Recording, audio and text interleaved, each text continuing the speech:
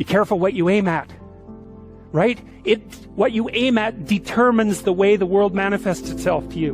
And so if the world is manifesting itself in a very negative way, one thing to ask is, are you aiming at the right thing? Now, I'm not trying to reduce everybody's problems to an improper aim. People get cut off at the knees for all sorts of reasons. They get sick, they have accidents. There's a random element to being, that's for sure. And so you don't want to take anything, even that particular phrase, too far. You want to bind it with the fact that random things do happen to people. But it's still a great thing to ask. And so what that means is, well, you get up in the morning and you're excited about the day. You're ready to go. And so as far as I can tell, what you do is you specify your long-term ideal. Maybe you also specify a place you want to stay the hell away from so that you're terrified to fail as well as excited about succeeding, because that's also useful. You specify your goal. You do that in some sense as a unique individual. You want to specify goals that make you say, oh, if that could happen as a consequence of my efforts, it would clearly be worthwhile. Okay, well, this is what I'm aiming for. How does that instantiate itself day to day, week to week, month to month? And that's where something like a schedule can be unbelievably useful. Google Calendar. It's like, make a damn schedule and stick to it. Okay, so what's the rule with the schedule? It's not a bloody prison. That's the first thing that people do wrong. They say, well, I don't like to follow a schedule. It's like, well, what kind of schedule are you setting up? Well, I have to do this, then I have to do this, then I have to do this, and then I just go play video games, because who wants to do all these things that I have to do? It's like, wrong. Set the damn schedule up so that you have the day you want. That's the trick. It's like, okay, I've got tomorrow. If I was going to set it up so it was the best possible day I could have, practically speaking, what would it look like? Maybe 20% of your day has to be responsibility and obligation, or maybe it's more than that, depending on how far behind you are. But even that, you can ask yourself, okay, well, I've got these responsibilities. I have to schedule the damn things in. What's the right ratio of responsibility to reward? And you can ask yourself that, just like you'd negotiate with someone who's working for you. It's like, okay, you got to work tomorrow. Okay, so I want you to work tomorrow. And you might say, okay, well, what are you going to do for me that makes it likely that I'll work for you? Well, you could ask yourself that, So maybe you do an hour of responsibility and then you play a video game for 15 minutes. I don't know, whatever turns your crank, man. But, you have to negotiate with yourself and not tyrannize yourself. Like you're negotiating with someone that you care for, that you would like to be productive and have a good life. And that's how you make the schedule. It's like, and then you look at the day and you think, well, if I had that day, that'd be good. Great.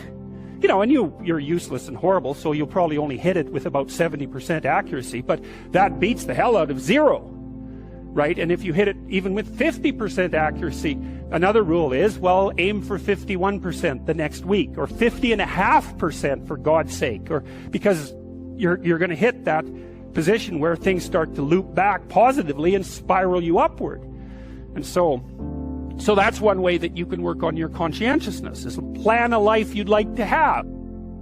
We're built for a burden, and we're not happy without that burden, and we want to find the one that suits us. And that's difficult. It's part of the adventure of life to seek out the burden that suits you. But when you have that, then yes, then hopefully you're operating in harmony with the requirements of those around you. You make yourself a reasonably morally respectable individual. And so now you're not blinded as much by your own proclivity for uselessness and malevolence. And then you can integrate all that. You can integrate all those rules. And that's the beginning of the development of character. And then you can embody the union of the rules. It's something like that. Well, the mission is the improvement of your character, the constant improvement of your character. And I think a lot of that's done in dialogue with your conscience. It's like your conscience is always telling you, Socrates said this thousands of years ago, your conscience is always telling you what you shouldn't be doing. And one of the things Socrates said was what discriminated him from the run-of-the-mill person, and why perhaps we still know of him so many thousands of years later, was that when his conscience told him not to do something, he didn't do it. He stopped saying the things that he shouldn't have been saying, and he stopped doing the things he shouldn't have been doing. And that's a start, That's a discipline, I would say. That's the ability to follow a certain kind of intrinsic discipline. And maybe that's merely the cessation of evil. That's not exactly the same as the pursuit of positive good. Let's say you haven't got there yet, but that's a start. You clear away the obstacles from your vision by ceasing to engage in those activities you know to be wrong. And then the world starts to lay itself out in more pristine form. And then maybe you can start to apprehend what would be positively good instead of merely not wrong. It's psychologically meaningful to pursue the highest of goals and the development of your character, but it's also the best possible thing that you can do practically here and now in the material world to make it less terrible than it might otherwise be. There are times in your life when you're not going to be happy, and then what are you going to do? Your goal is demolished. And there are going to be plenty of times in your life when you're not happy. There might be years. And so it's a shallow boat in a very rough ocean. And it's based upon a misconceptualization. Happiness is something that descends upon you. Everyone knows that. It comes upon you suddenly. And then you should be grateful for it, because there's plenty of suffering. And if you happen to be happy, well, wonderful. Enjoy it. Be grateful for it. And maybe try to meditate on the reasons that it manifested itself, right? Because it can come as a mystery, You don't necessarily know when you're going to be happy. Something surprising happens and delights you. And you can analyze that. You can think, well, I'm doing something right. I'm in the right place right now. I've done something right. Maybe I can hang on to that. Maybe I can learn from that. What you should be pursuing instead is, well, there's two things. You should be pursuing who you could be. That'd be the first thing. It's like, because you're not who you could be, and you know it. You have guilt and shame and regret, and you berate yourself for your lack of discipline and your procrastination and all your bad habits. You know perfectly well that you're not who you could be. And God only knows who you could be. And so that's how you should be that's what you should be striving for. And associated with that, you should be attempting to formulate some conception of the highest good that you can conceive of, that you can articulate. Because why not aim for that? It's like your life is short and it's troublesome. And perhaps you need to do something worthwhile with it. And if so, then you should do the most worthwhile thing. And you should figure out what that is for you. And part of that's definitely going to be to develop your character as much as possible, to dispense with those parts of you that are unworthy. And then maybe, if you're fortunate, and you do that carefully, then happiness will descend upon you from time to time. And that's the best you've got. And then also perhaps during sorrowful times, or worse, evil times, the fact that you've strengthened your character and that you're aiming at the highest that you can conceptualize, that'll give you the moral fortitude to endure without becoming corrupted during those times, and to be someone who can be relied upon in a crisis. There's an aim.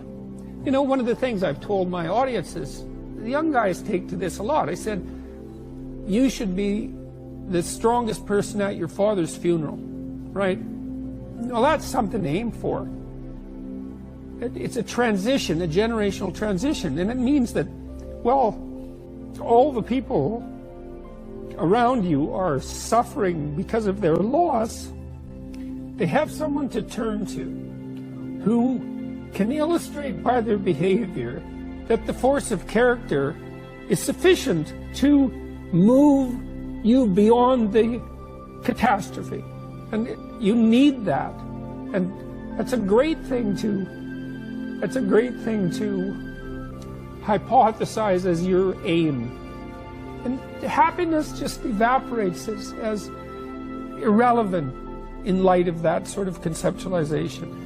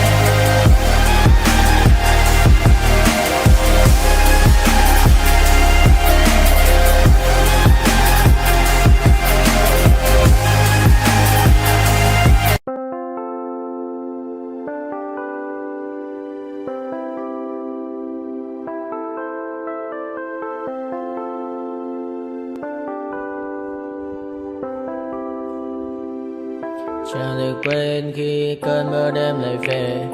Em đã quên lời thề và ta như đông chìm sâu. Không cần mới em anh nhận màu. Anh chỉ cần mơ đâu em bay. Chỉ còn là những cơn mưa vô giá. Cho bên mơ em không mơ ai. Anh một đêm mơ chỉ cần bên em không được cần nhớ. Và chỉ có em không còn nhớ. Và người ta bên nhau như ngã thơ. Muốn nhớ về say em chỉ có mấy em ở đây. Và anh như muốn chết đi nhưng không muốn em mơ mày. Tình yêu làm cho ta đau đầu. Không em như nằm hâm mộ. Anh như đưa mong cầu. Và vui bên em ngủ sầu. Chắc có mà mai em mơ. Chỉ có bên em nhưng đừng có mơ. Em vẫn đang dài. Em muốn bên ai. Anh không mong gì hơn. Chỉ mong em sẽ ở đây ôm anh thật gần. Anh chỉ mong đôi ta được có nhau. Mà đừng em đâu anh có em. Muốn em bên ai có em. Ta sẽ trao nhau môi hôn thật sâu. Ôm anh. I know you told your friend you're not okay. And tell me what's wrong and why you never said you felt that way. And guess you're trying to stay strong and fake a smile until I look away. But I've known you too long, it hurts to watch your blue eyes fade to gray as you fade away. As you fade away. Yeah, I'm about to fade away. Cause every time I wake up I feel like it's Monday. Something's going wrong with all the chemicals up in my brain. All of a sudden I don't look at anything the same way. Gotta build up of my thoughts sitting in an ashtray. I'm sorry that I'm so inconvenient, okay. Just let me be me and I'll stay out of your way. I can see the way you look at me, I'm such a disgrace. I never really asked to be brought into this place. You wanna love me? Well then baby have a taste. All the highs and the lows, no you'll never be the same. I don't really wanna hurt you but I can't control the pain. If you're sticking by my side maybe we could be okay. Okay, maybe you could be the change I need today. I promise that I've never felt this way. I really hope that you will choose to stay through all the pain. I know you told your friend you're not okay. And tell me what's wrong and why you never said you felt that way. And guess you're trying to stay strong and fake a smile until I look away. But I've known you too long, it hurts.